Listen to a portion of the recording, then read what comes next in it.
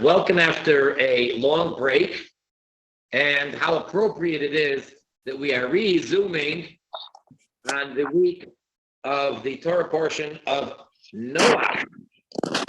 You all presumably know that in all synagogues, last Shabbos, last Saturday, we began the new cycle, the annual cycle of starting the reading of the Torah scroll from the beginning.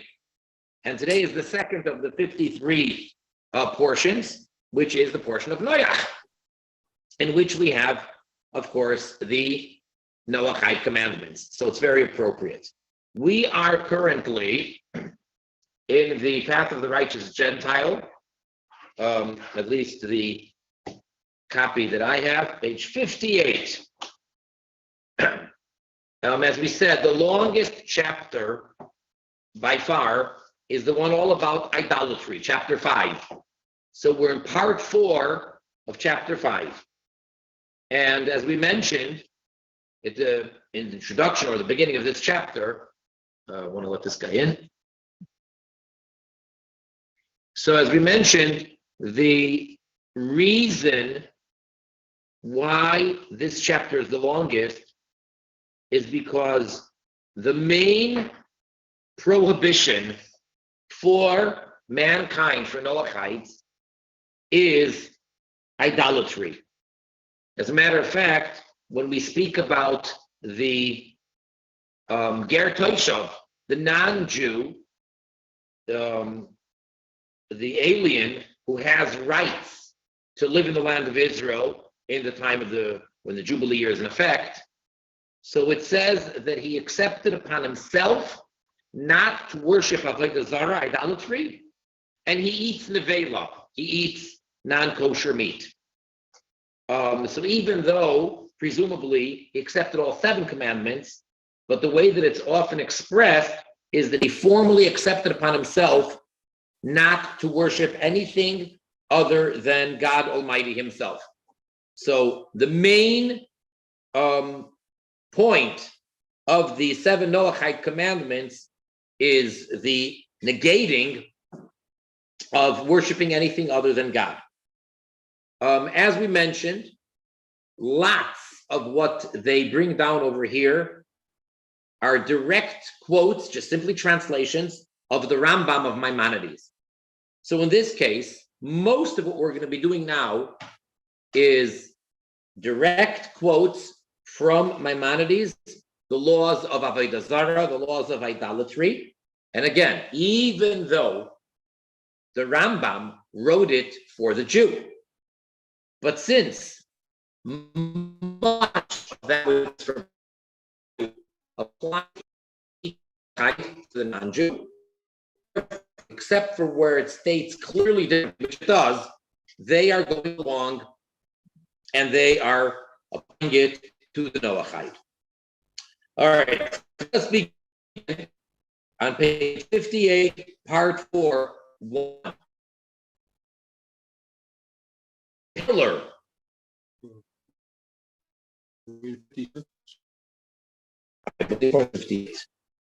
Sorry. Thank you. Yes, we are in 56. I stand corrected. Part 3. Sorry, I'm a little bit ahead of myself. Page 56, part 3. Okay. We are going to be discussing now that which is biblically called a mesis. The Hebrew term mesis, which is one who causes others, leads them astray to worship anything other than God. Part 3, 1. There is a difference of opinion whether the children of Noah transgressed the commandment of idolatry by convincing someone else to worship an idol. See, for a Jew, it's clearly forbidden, even if the Jew himself is not worshiping it, but to cause another Jew to worship an idol is a capital offense, and that is called a mesis. Now, whether a Noachite who convinces another Noachite to worship an idol, I want to let him in, is that's a difference of opinion. That's debated. One opinion states that the children of Noah do not transgress this commandment by leading others to serve an idol. It's not good, it's not advisable, and that goes into a whole discussion as to whether the prohibition, as the verse states, that you should not put a stumbling block in front of a blind man, does that apply to a Noachide or not? So one opinion says that if a Noachide causes, leads, influences another person to serve an idol, the person who is the cause did not transgress. The other opinion states that one is liable for the death penalty, but only if he leads a Jew away from the worship of the God of Israel and convinces him or her to serve an idol. If, however, one Noachite convinces another Noachite to serve an idol, he is not liable for punishment in a court of law. But since he has denied himself and the other person the opportunity of being close to God, he is punished from heaven. As we discussed many times, the court of law, which is the seventh of the seven Noachide commandments, to set up a judicial court of law to see to it that everyone keeps the 6 laws.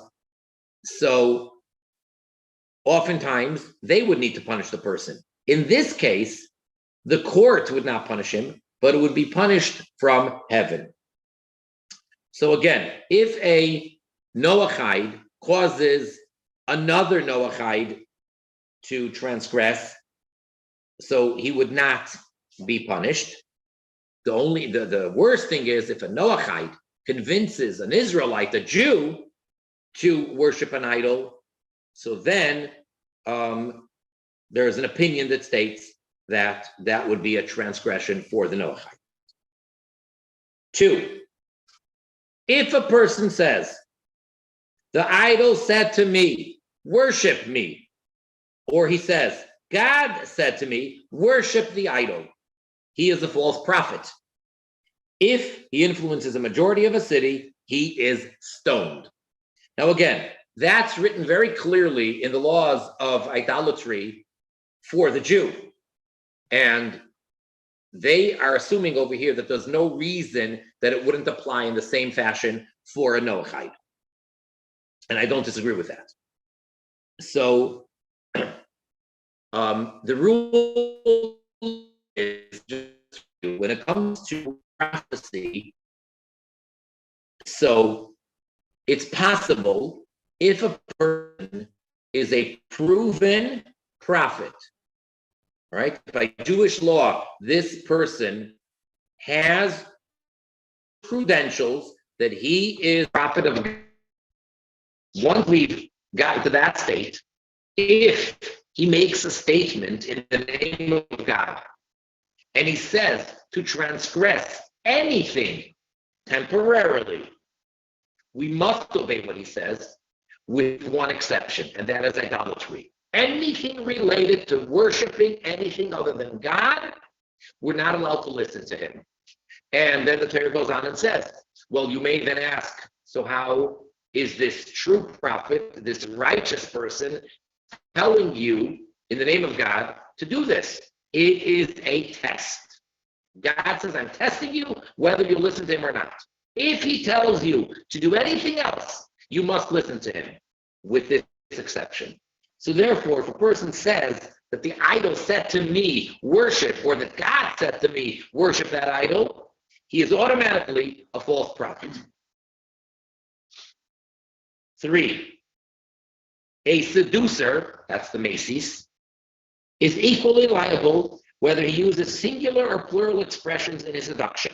For example, if he says, I will go and worship the idol, or let us go and worship this idol, he is a seducer, no difference. 4, one who convinces others to worship him, the individual person, as an idol, and says to them, serve me, and they worship him, he is stoned to death. If they accept him as their God, but do not serve him, he is not stoned.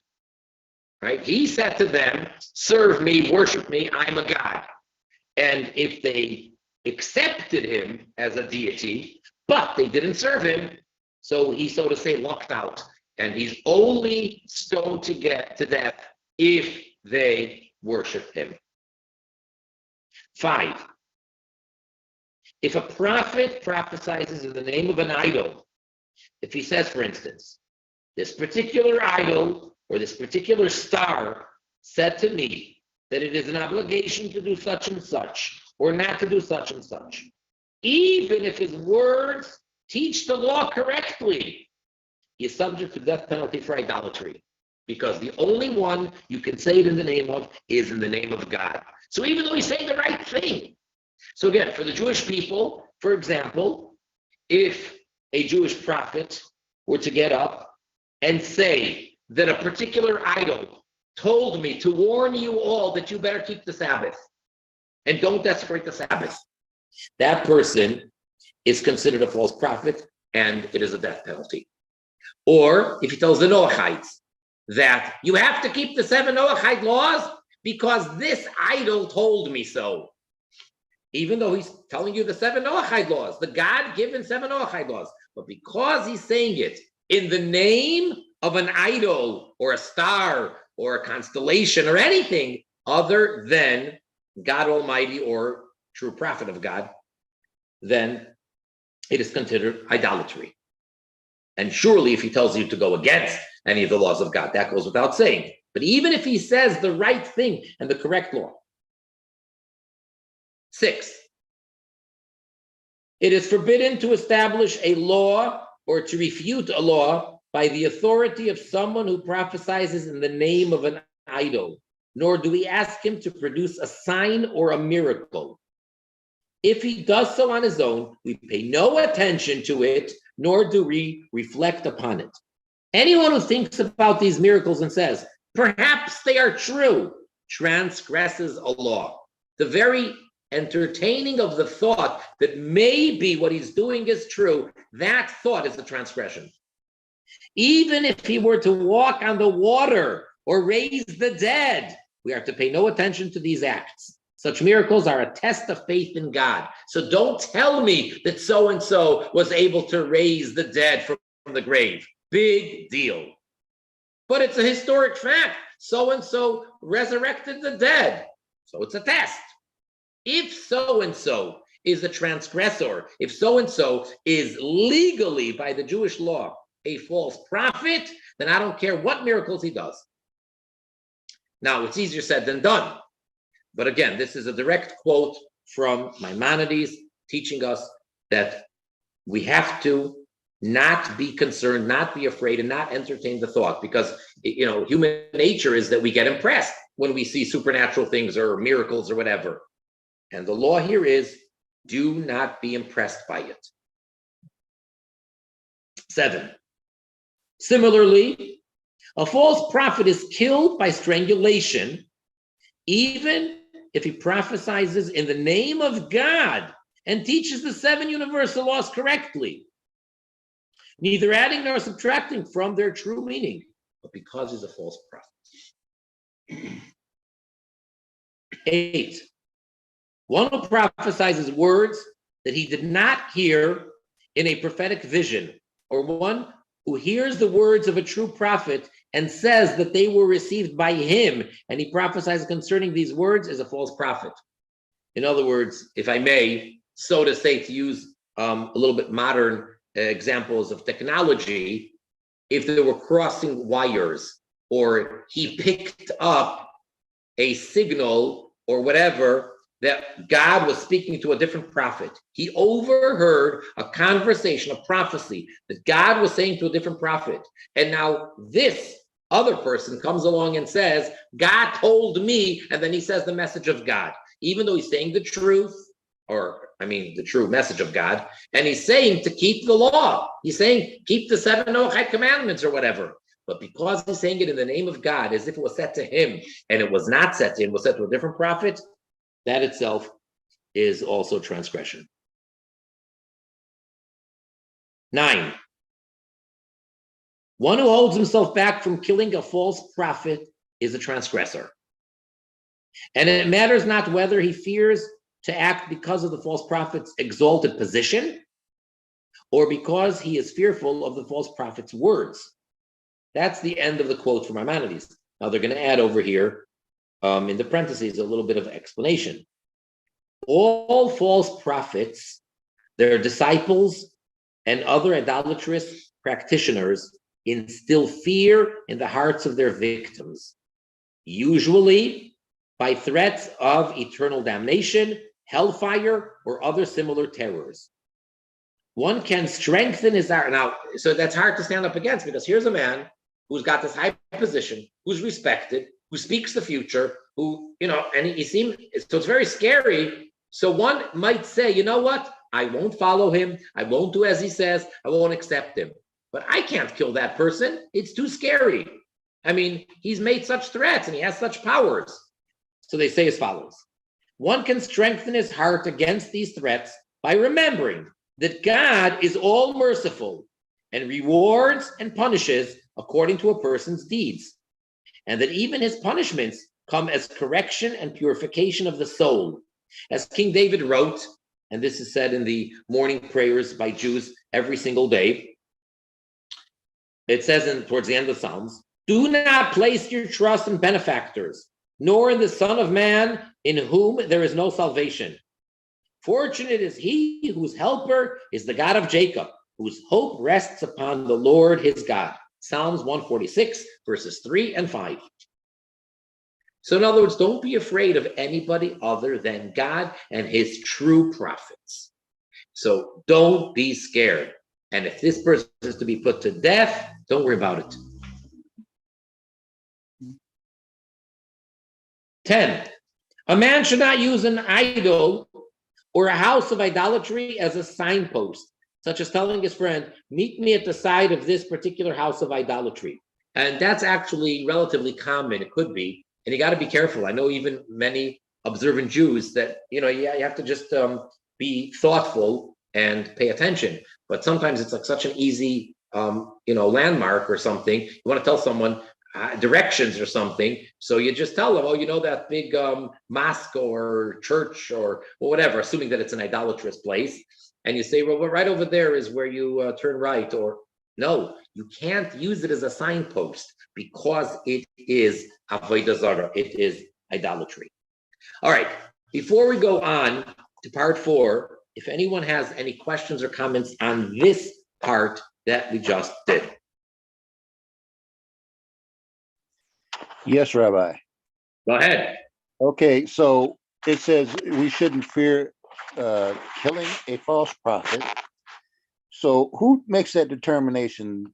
We do at the time, or we got to have a court do it? Good point. It is a court system. This is not one of those cases where we can take the law into our own hands and just kill the person. It's got to be that there's a court system, whether it is the Jewish judges of the Sanhedrin, or whether it is the Noachites that are the judges, but it's got to be a formal court. And of course, we discussed that nowadays we do not have the ability to actually kill anybody, just as the Jewish court cannot put any Jew to death for any capital offense, even if there were to be proper witnesses and a proper warning, etc. So basically, the part that we're saying now is academic or theoretical until, the immediate time with Mashiach. So then, of course, everything is going to go back to the way it's supposed to be. But right now, this is not a applicable practical law of killing or not. Thank you. Okay. Page 58, part 4.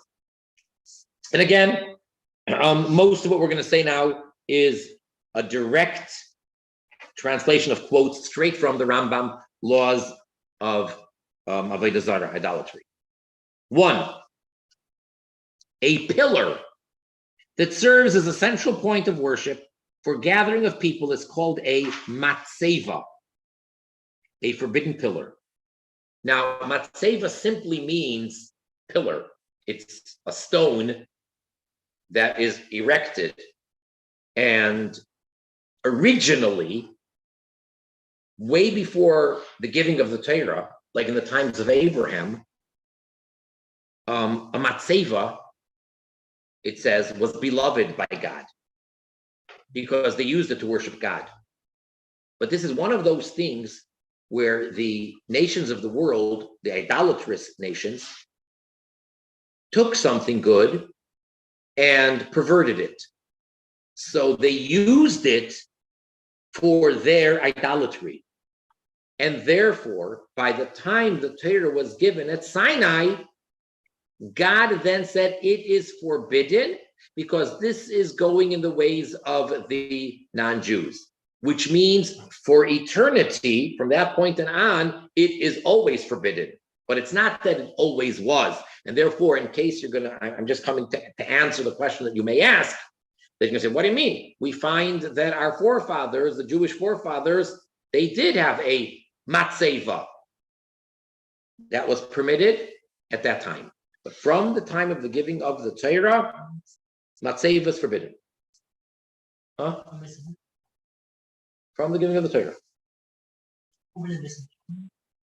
It is forbidden even if the people come to it in order to worship God. For this was the way of the ancient idolaters. Now, we're going to get into the basement soon. The Kaaba stone in Mecca is just such a forbidden pillar. And the concept of the forbidden pillar is still with us today in full fashion. Now remember, this book came out in the 1980s. Now, what he's going to mention here, presumably, at least some of you are familiar with, I am not. The lack of my education, I didn't read the book, nor did I see the film. And he says like this, the book and film, 2001, which today seems kind of, funny, but back when it came out in whatever it was, 1968, was way into the future. 2001, A Space Odyssey, were written in praise of the powers of the idolatrous pillar. So if you know what the book and the movie is about, so that would just coming to show you that even though it's science fiction, what you're talking over here about a pillar, which is exactly the matzeva we're referring to. Anyone who erects such a pillar performs a forbidden act, but is not killed for it, because it's not actually worshiping an idol. But if he erects the pillar for that purpose, even if it's to serve God, it's not allowed. Now, for those of you that go to synagogue on Rosh Hashanah or Yom Kippur, so you may recall that there are certain parts, certain times in the prayers that we bow down or we prostrate ourselves all the way down to the ground, in commemoration of how it was actually done in the Holy Temple. So now, number 2, a stone floor with figures carved on it to attract the eye is called a figured stone and is forbidden. Okay. Even if one bows down on it with the intention of honoring God, he performs a forbidden act. For this was the way of the idolater, but he is not killed for it. It's not allowed, but it's not a capital offense. The way of idol worship was to lay a stone floor such as this before the idol. All stood on the figured stone floor, then bowed before the idol. Therefore, one should not employ a similar practice concerning the worship of God, because we don't want to worship God the way that they worship idols. 3, the previous law, we just mentioned number 2, applies in all places but the Holy Temple in Jerusalem, where it is permissible to bow down to God upon the stone floor. So the only place you're allowed to do it is in the temple. And nowadays, right outside of the Western Wall, the Wailing Wall, the Kotel, it's not allowed. It's a stone floor right there, and you're not inside the temple. So it's forbidden there just as anywhere else. It's practically speaking, until we have the third temple, it's not allowed anywhere. But otherwise, the only place where you're allowed to actually completely bow down is on a stone floor, is in the temple. Now, what do you do if your synagogue has a stone floor? So first of all, if you put a mat or a rug, that's fine. Then you're not bowing on the floor directly. Or in the Jewish code of law, it speaks about putting straw on the floor. As long as there's a separation between the person's face, their forehead, and the stone floor, that would be fine. I'll share with you a little bit of a humorous or funny personal observation. Growing up as a young child in an observant community, observant home, so I remember as a young child during services on Rosh Hashanah and Yom Kippur that my father, as well as others, would spread out some newspapers when they would bow down on the floor.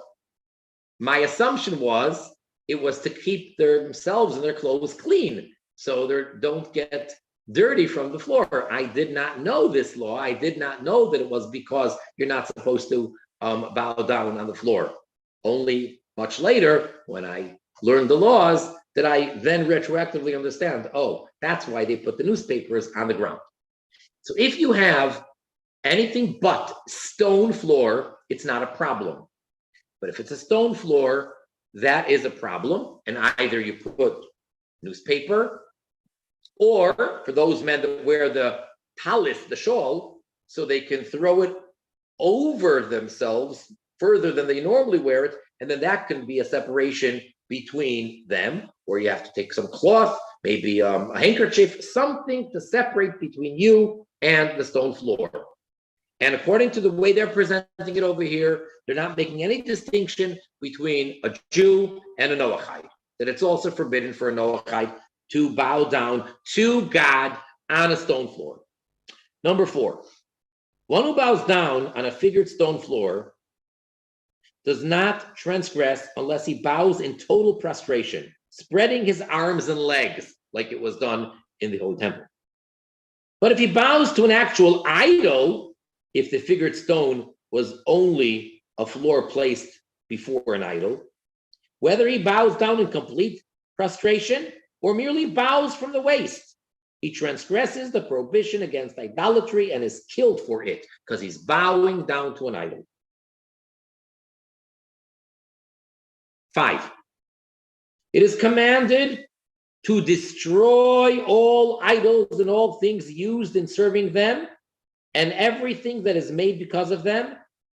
And in the land of Israel, it is commanded to pursue the idol until it is destroyed and driven completely from the land. So there's a difference here between the land of Israel and other places. In the land of Israel, there's a special commandment. The verse says so clearly that you're supposed to actually seek it out, pursue, and find these idols to destroy them. Otherwise, anywhere outside of the land of Israel, you can mind your own business.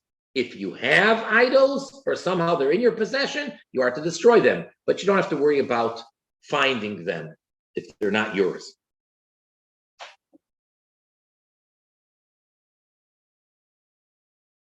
Six, it is forbidden to derive pleasure or benefit from actual idols and all items needed for their service or sacrifice, wine, meat, or incense, and all that may be made to beautify them, candles or cloths that are spread out for their honor.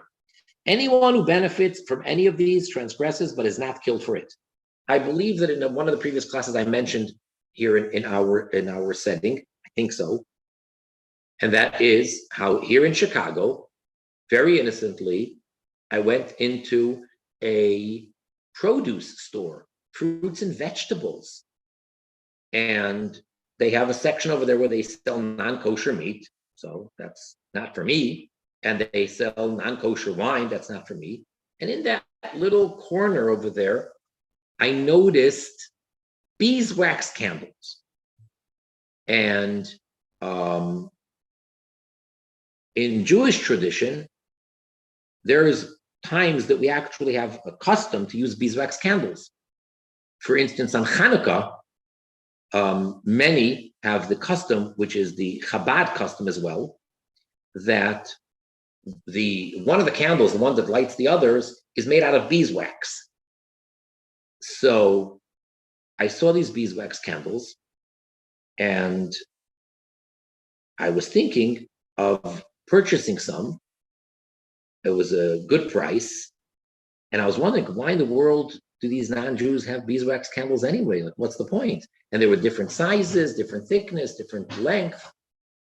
And I really was so fortunate that I actually asked a few questions instead of just not assuming anything. Long story short, they are manufactured by priests or in churches. And the purpose, as far as I understood from the research that I did, the information I collected, they are made for idolatry. And then they sell it over here and you can do whatever you want. So that's a very, very serious problem, surely for a Jew, and according to this, even for a Noachite. So just be on the alert. So in case you like various different types of candles that have different colors and different smells, and people do it for different reasons, they do it, all sorts of things, make sure that those candles have nothing to do with avodah zarah, with idolatry, that they're simply, just candles to have a good sense, or whatever the purpose is, but it cannot be made for the purpose of an incense for idolatry, God forbid, or anything like that. Number 7, one is forbidden any benefit or usage from an animal that has been offered to an idol, including the animal's excrement. You may say, oh, that's disgusting. It's fertilizer. Its bones, its horns, hooves, or skin. Therefore, if there is a skin with a mark on it that indicates this skin was offered to an idol, such as a round hole torn opposite the heart of the animal, that was ancient times, and the Talmud speaks about that. I don't know if that's around nowadays, but that was a very specific thing that the Talmud talks about, that they would cut out right by the heart. This skin is forbidden for use in any way. You cannot use it for your shoes. You cannot use it as part of your toilet. It's forbidden for getting any benefit from it. And again, I think I may have mentioned the wigs. That was a really big deal a number of years ago from India, that we know that married women, surely Jewish married women, must have their hair completely covered. And the best way to do it is by wearing a full, proper wig. Well, what's the wig made out of? Well, the cheap ones can be made out of synthetic hair, but the better quality ones are made out of human hair. Well, where do you get the hair from? So I remember this whole thing became a big commotion, and it was very controversial. A number of years ago, I don't remember how many years ago, give or take about 10 years ago, all of a sudden, somebody realized that many or the best of the wigs that very religious, observant Jewish women were wearing came from India, and over there they claimed that it was sacrificial. Part of the ceremony was that they would shave their head for some idol, and then they took it, and the churches over there made money by selling it and manufacturing it into wigs. And you had many women that publicly were burning these wigs because they thought they were fulfilling the commandment of burning anything of idolatry. And it became a big commotion. And then right away, all of the authoritative rabbis had to quickly do research and get down to the bottom of it. It was a really big commotion. The bottom line at the end was that it was not at all a problem, and it wasn't the case. But I just remember the whole big commotion. Okay, now, number 8, before we take any questions, I just want to continue a little further. Number 8 is, again, it's a quote from Maimonides, where he clearly is making a distinction between avodah zarah of a non-Jew and avodah zarah of a Jew. That's very important. The difference between an idol belonging to a Noachite and the idol of an Israelite is that the former the one belonging to the non-Jew, is forbidden immediately after its making is completed, even though it has not yet been served. He just made it. The non-Jew made an idol. That already is forbidden. A Noahite's idol becomes a god from the moment it exists as a graven image. The idol of an Israelite is not forbidden until it is served. Big difference. And we learned that out from the verses. Number 9 might be a bit practical. A Noahite who inherits an idol from his idolatrous father should cast it into the sea. So in other words, someone's a Noahite and he keeps the laws, but his father, unfortunately, was an idolatrous person and he had an idol.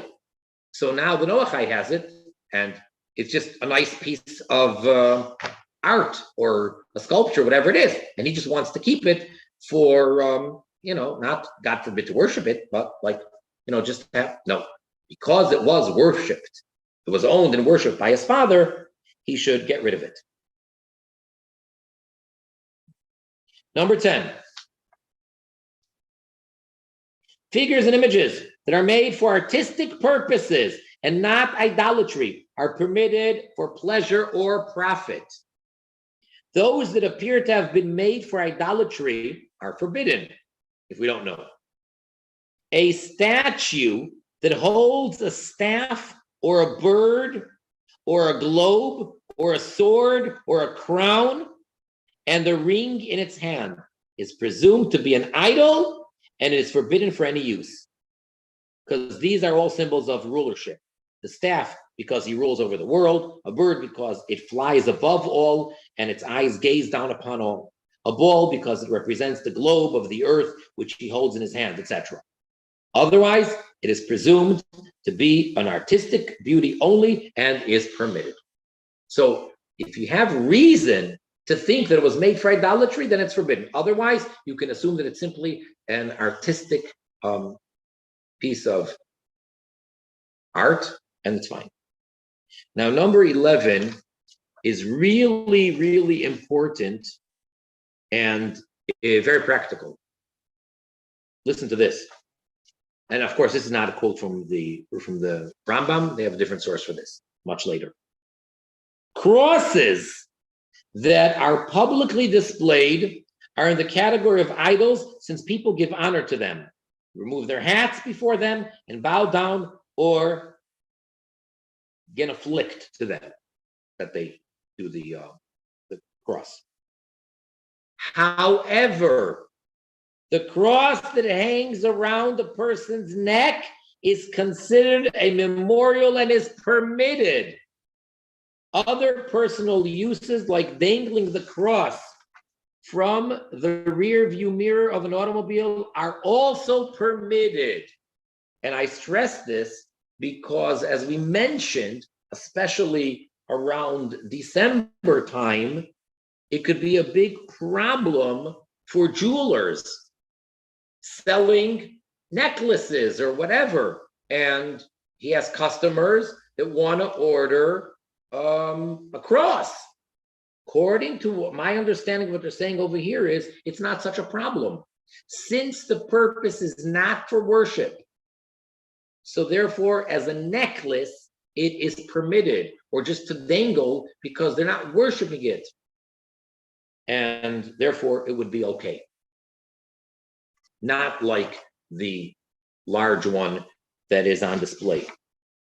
So, for instance, many hospitals or many public places, not just houses of worship, they actually have crosses. Those are probably more problematic because those are, on public display, and I guess the purpose there is to give honor.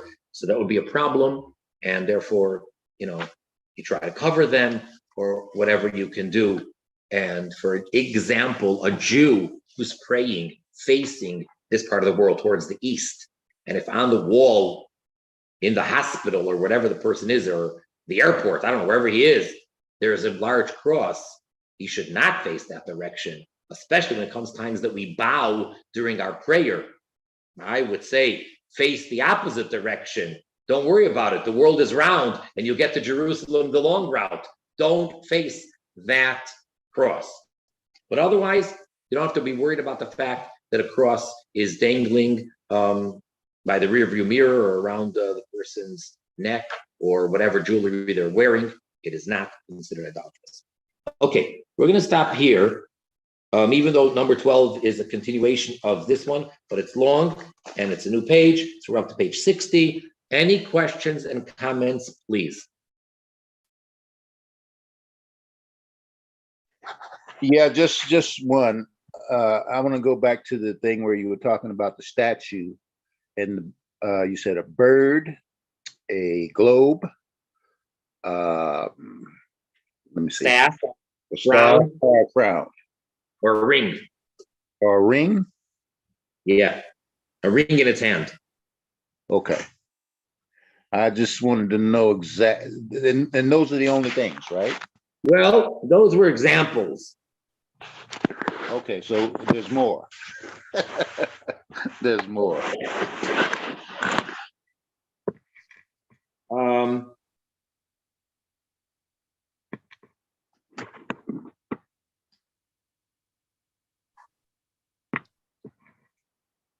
Those are the ones Maimonides says.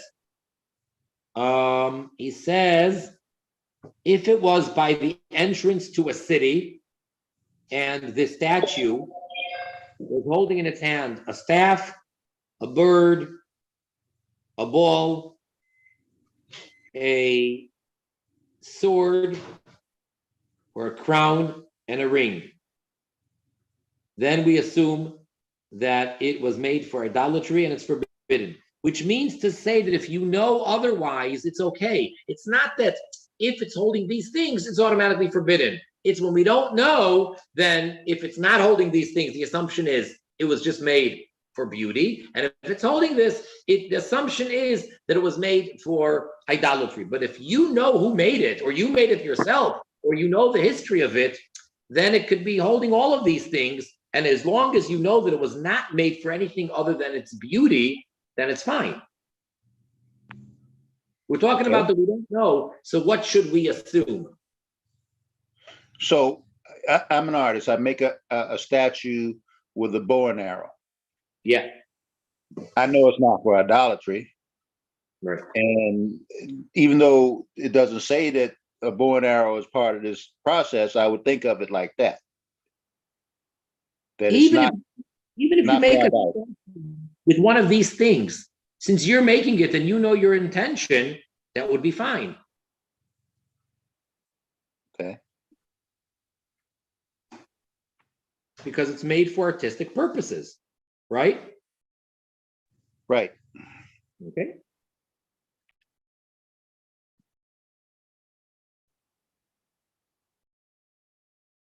According to what we're learning here today.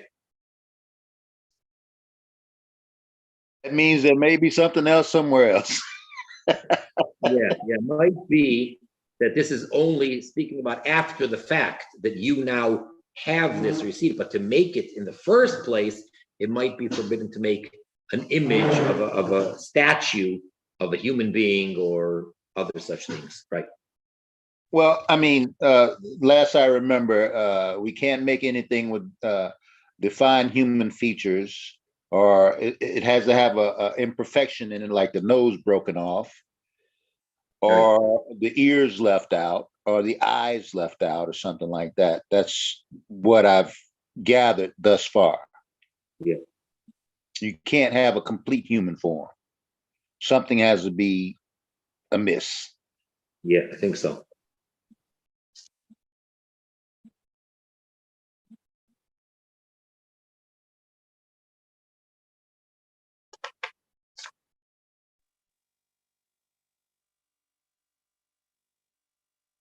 Should we continue? I have a question. Yeah. Go ahead, please. This is James. Sir, thank you. Part 4, number 1, I about the idolatrous pillar. I was just what came to mind when the text refers to 2001: A Space Odyssey. I remember that the program HAL, the story says that it was developed at the University of Illinois, and we're so close. I wonder, you know, and maybe this is, going out on a limb, but I wonder if that spirit, or so to speak, that influence is still alive today in Central Illinois, and then spreading out throughout the country. Or I just wonder about that. I mean, I thought it was fascinating that that the text would refer to that film. So, do you have any comments? I really, as I said, I never read the book or saw the film. Is that film completely science fiction? I mean, like, what's the point? Because they're saying that the problem is that they have this idolatrous pillar. It's not just about some Star Wars or Star Trek or something. It was. I was born in '69, so I think it came out in '68, and but I just remember, as Star Wars, when I'm, in my old enough to have a memory in the late '70s and everything like that, there was also references to this movie here, and I've never really watched the whole thing. But I just remember the discussion about that the program HAL that ends up, as the great foil in the movie, ends up just saying something like he can't do that. He's sorry. He's asked, the human is telling him, you got to help me do this so I can survive. And he's like, I'm sorry, I can't do that. It's funny, the computer program from the scene that I gathered was kind of like, Terminator type decision, sorry, I can't do that. But it was just interesting that was the U of I, because the Internet Explorer is based on the concept of, the web browser was first developed at the University of Illinois. And so all this is kind of, flowing through Central Illinois. And I guess I should have been a little more prepared in this and everything like that. I just a little amazed about that. But that's the only thing I remember is about, at the ending scene, where the movie ends, the human ends, the astronaut dies, I thought, because the program thinks that it's better, for everything else to continue if the human can't do what it wants. So I don't know. I got off on a tangent, sir. I was just wondering if anybody else had been curious about that in the text, of the book, the fact that that it referred to that movie. James, this is Aaron. I actually saw the movie when it came out. And my dad took me to see the movie, and I remember the pillar that was in space was an obelisk. Oh, okay. They drew to the idea that the obelisk was God. And that's where I think this is making that point. Okay, thank you. Okay, thank you, Mr. Aaron. All right. I can see it now. I just thought it was so much above my level of understanding, and then Star Wars for my generation, was the major influence. So I don't think many of us watched that movie. So I appreciate the insight. Well, on a lighter side, or on a more giving a positive spin, I realize I don't know much of this, Star Trek. So I don't know the original, but they're Jewish. Leonard Nimoy and he's Dr. Spock. What's the other fellow? He's a Canadian Jew. I think he's William still living. Shatner. Yeah, William. Yeah, Captain Kirk. Yeah, is he still living? Yes. He's like over Mr. 90. Shatner's Jewish. That's cool. Right. So Leonard Nimoy, who was kind of a traditional Jew. So do you remember the sign that he would make? Right. Right, right. Yep. And I'm not sure that it's because he is a kohen, a priest, or just because that's the Jewish kohen. But what the sign that he would do was because that's what the priests, the kohanim, do when they bless the Jewish people. That's how they hold their fingers. So, And if anything, and you know, myself growing up as Christian, we all thought that was cool, but we had no clue that that's what that meant. I didn't learn that until I became a Noahide. sure if the producers knew what it meant. I'm not. It'd be interesting to know behind the scenes how Leonard Nimoy ended up doing that. If he just, Well, he knew it. he knew what he was doing, but the question was if they, he could have just said, "Here, let me do this," and what do they know? But yeah, He actually did talk about it in one show where he said that that's something that was from his youth, and he decided it was pretty cool to do. So they added it to the character, and it became stock. and George Lucas, is Mr. Lucas, is he Jewish? Because if you look at Darth Vader, he's got that it's like a breastplate, like a bunch of, and I wondered about that. So I don't know. George Lucas, is he, if he's Jewish? In 1980, and Leonard Nimoy actually, he's the voice on some very Jewish programs, like tapes that they had back in the day. There's different ones, and he is the either he is the narrator, because he has a very narrative voice, very clear and deep voice. So in 1980, after a terrible tragedy in Los Angeles, there was a big fire in the Chabad house, and a few people lost their lives, and some Torah scrolls were burnt. So 30 days later, they made a big fundraiser in UCLA parking lot, which is right across from where the Chabad house was. And the guest speaker, one of the speakers, was Leonard Nimoy. So we were out in a tent. This is 1980. It was a huge tent. Hundreds of people were there by this very fancy fundraising dinner. And when he got up to speak, there was some problems with the connection with the microphone. So I just remember him saying, Earth, calling Earth. And everybody got a kick out of that. But yeah, he had very strong roots to his, very connected to his Jewish roots. He was a very proud Jew, Leonard Nimoy.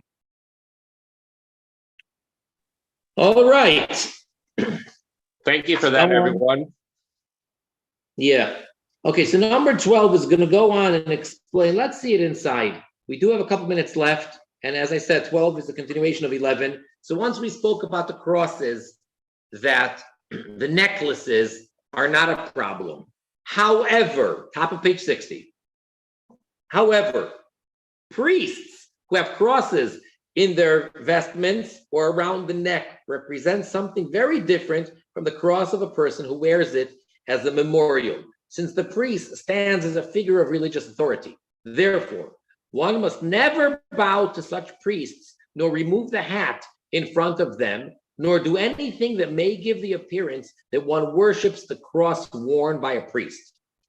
If one bows or removes a hat as a gesture of giving honor to God, it must be discreetly away from the presence of such a cross, and preferably prior to the priest's appearance.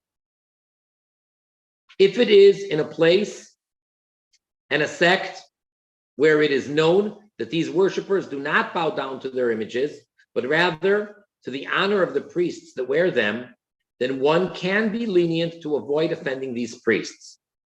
But where it is known that the people bow down to their statues and crosses in a manner that would clearly appear idolatrous, one must be strict and avoid this. All right.